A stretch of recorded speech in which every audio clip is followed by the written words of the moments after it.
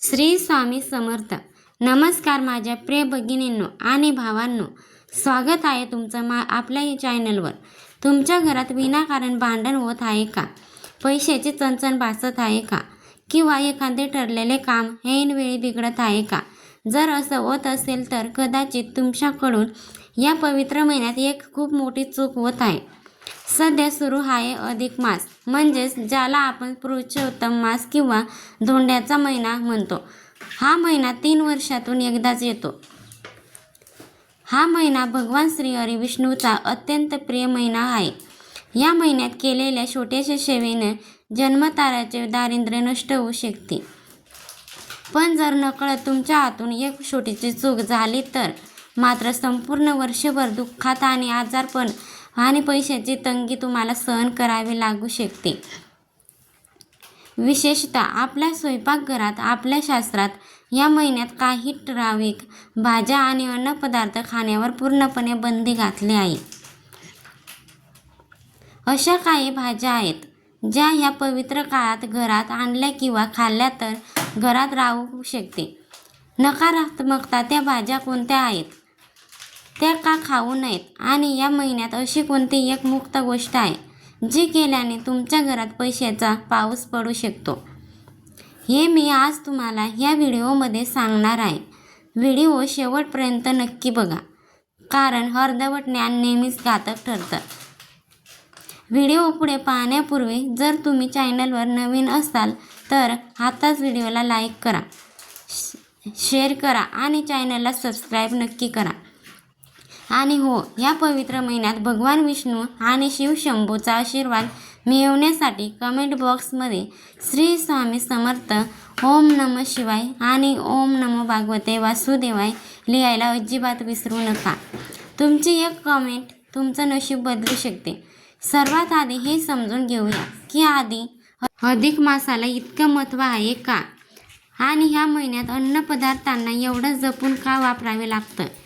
शास्त्रात असं सांगितलं आहे की सूर्य आणि चंद्राच्या गतीचा मेळ घालण्यासाठी दर 3 वर्षांनी एक अतिरिक्त महिना येतो, त्यालाच आपण अधिक मास म्हणतो. या महिन्याचा स्वामी कोणीच व्हायला तयार नव्हतं, कारण ह्या महिन्यात कोणतेही शुभ कार्य जसे की लग्न म्हणजे गृहप्रवेश होत नाहीत. म्हणून ह्या महिन्याला मास म्हटलं गेलं. या निंदेमुळे दुःखी होऊन महिना भगवान विष्णूकडे गेला, तेव्हा भगवान विष्णूने ह्या महिन्याला स्वतःचे नाव दिले पुरुषोत्तम मास. पण तुम्हाला माहिती आहे का, या महिन्यात आपल्या शरीराने ब्रह्मांड यांच्यात एक विशिष्ट ऊर्जेचा बदल होत असतो. या काळात आपण जे अन्न खातो त्यांचा थेट परिणाम आपल्या बुद्धीवर आणि आपल्या घरातील लक्ष्मीवर होतो. काही अशा भाज्या आहेत जे आपण रोजच्या जेवणात खूप आवडीने खातो, पण अधिक मासात त्या भाज्यांमध्ये नकारात्मक ऊर्जेचा वास असतो. जर त्या भाज्या ह्या काळात घरात शिजवल्या गेल्या तर घरात लक्ष्मीचा वास होतो, म्हणजेच गरिबी चालून येते. त्या भाज्या कोणत्या आहेत, चला आता आपण अगदी सविस्तरपणे जाणून घेऊया. माझ्या माता भगिनींनो, घराचं आरोग्य आणि घराची लक्ष्मी ही पूर्णपणे आपल्या स्वयंपाकघराशी जोडलेले असते. आपण जे अन्न शिजवतो तेच आपल्या कुटुंबाचे नशीब ठरवतं असतं. म्हणून पुरुषोत्तम मासात कोणत्याही गोष्टी स्वयंपाकघरात आणणे महापाप मानले गेले आहे. हे आता खूप लक्षपूर्वक ऐका. नंबर 1, वांगी. आरोग्याचा आणि भाग्याचा नाश. सर्वात महत्त्वाची भाजी ही आहे जी आपल्या महाराष्ट्रातल्या प्रत्येक घरात आवडीने खाल्ली जाते, ती म्हणजे वांगी. वांग्याचे भरीत असो वा चमचमीत भाजी बेत अगदी रंगात येतो. पण अधिक मासात वांगी खाणे म्हणजे स्वतःहून दारिद्र्याला आमंत्रण देण्यासारखं आहे. धार्मिक कारण. शास्त्रात वांग्याला पितृवर्धक आणि काही विशिष्ट नक्षत्रावर अशुद्ध मानले गेले आहे. अधिक मासात पृथ्वीवर सात्विक ऊर्जेचा प्रवाह जास्त असतो आणि वांग्यामध्ये तामसिक गुणधर्म असतात. या महिन्यात वांगी खाल्ल्याने माणसाची बुद्धी भ्रष्ट होते असे पुराणात सांगितले गेले आहे. परिणाम, ह्या काळात वांगी खाल्ल्याने शरीरात अनपेक्षित आजारपण, डोके वर काढत औषध पाण्यावर पैशासारखा खर्च होतो. त्यामुळे घरात विनाकारण गरिबी वाढते. नंबर 2, मुळा. राहू केतूचा प्रकोप आणि घरातील भांडणे. दुसरी भाजी आहे मुळा. आपण सॅलड्समध्ये किंवा कोशिंबीर म्हणून मुळा खूप आवडीने खातो. पण पुरुषोत्तम मासात मुळा खाणे म्हणजे थेट रावाने केतू या ग्रहाचे दोष अंगावर ओढून घेण्यासारखे आहे. गुप्त रहस्य. शास्त्रानुसार अधिक मासात जमिनीच्या आत उगवणाऱ्या काही ठराविक कंदामध्ये नकारात्मक ऊर्जा आकर्षित करण्याची क्षमता जास्त असते. मुळा हा त्यापैकी एक आहे. परिणामी जर तुम्ही ह्या महिन्यात मुळा खाल्ला तर तुमच्या मनाची शांतता पूर्णपणे भंग पावेल.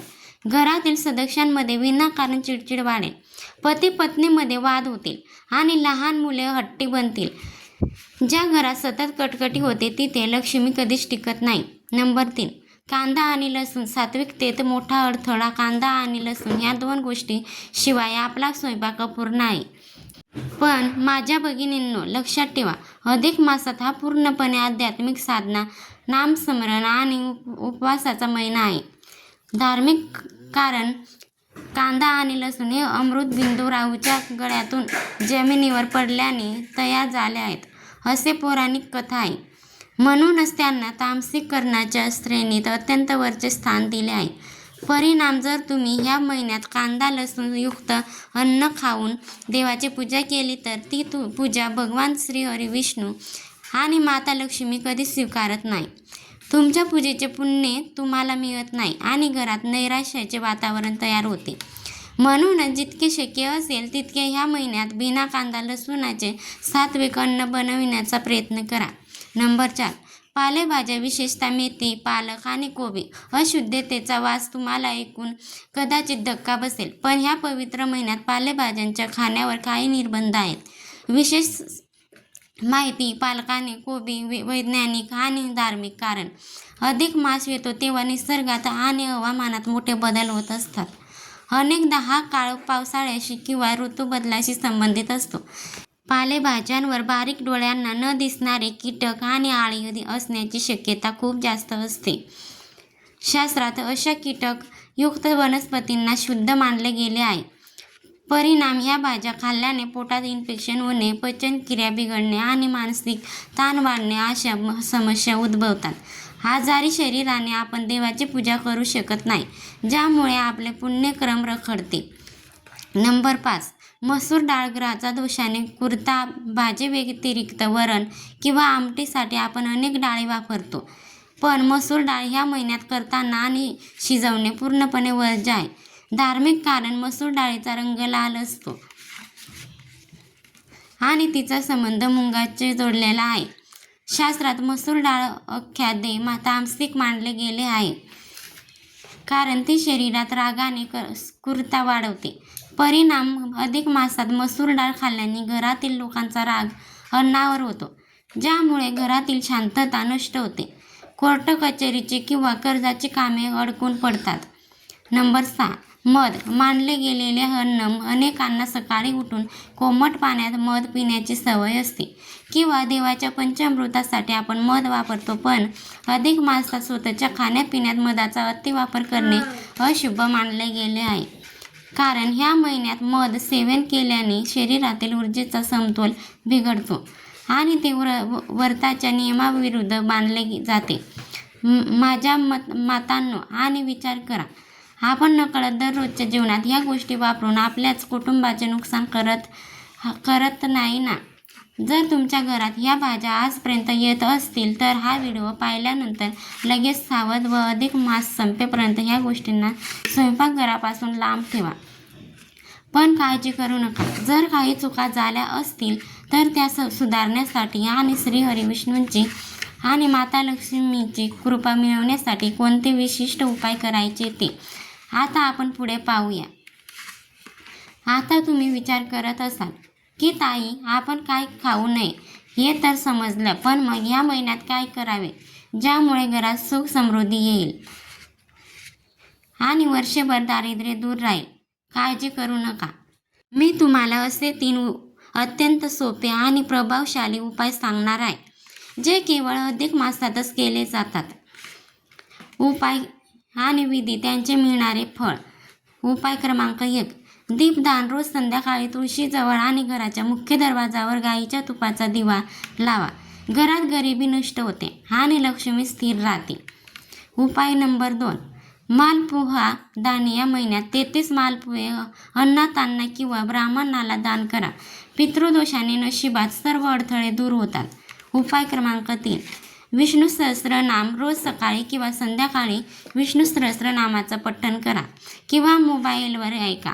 घरात सकारात्मक ऊर्जा राहते आणि कटकटी थांबतात. अजून एक गुप्त उपाय विशेष महिलांसाठी.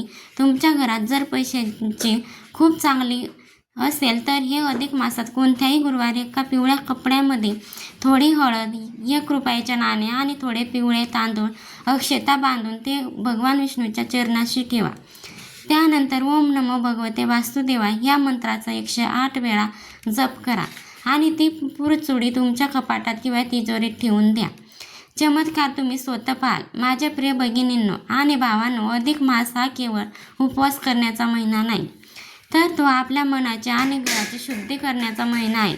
आपण काय खातो, काय बोलतो आणि कसा व्यवहार करतो यावरच आपले नशीब ठरते. आज मी सांगितलेल्या या गोष्टीचा अवलंब नक्की करून पहा. तुमच्या घरातील नकारात्मकता कशी पळून जाते आणि सुख शांती कशी नांदते हे तुम्हाला स्वतःला जाणवेल. हे नियम कठीण वाटू शकतात, पण आपल्या कुटुंबाच्या कल्याणासाठी आणि वर्षभर येणाऱ्या संकटांपासून वाचविण्यासाठी आपण एवढं नक्की करू शकतो. हो की नाही? तुम्हाला आजची ही माहिती कशी वाटली मला कमेंट करून नक्की सांगा. जर तुम्हाला व्हिडिओ मनापासून आवडला असेल तर आपल्या नातेवाईकांना, मित्रमैत्रिणींना आणि विशेषतः घरातल्या महिलांना हा व्हिडिओ नक्की शेअर करा, जेणेकरून त्यांच्याकडूनही चूक होणार नाही. व्हिडिओला लाईक करायला आणि चॅनलला सबस्क्राईब करायला अजिबात विसरू नका, कारण तुमच्या एक सबस्क्राईबरवर मला अशाच प्रकारची नवनवीन माहिती तुमच्यापर्यंत आणण्यासाठी प्रोत्साहन देते. जाता जाता देवाचे आभार मानण्यासाठी कमेंट बॉक्समध्ये श्री स्वामी समर्थ, ओम नमः शिवाय आणि ओम नमो भगवते वासुदेवाय नक्की लिहा. देव तुमचे सर्व इच्छा पूर्ण करो. तुमच्या घरात सुख, समृद्धी आणि ऐश्वर्य लाभो. हीच ईश्वर चरणी प्रार्थना. श्री स्वामी समर्थ. धन्यवाद.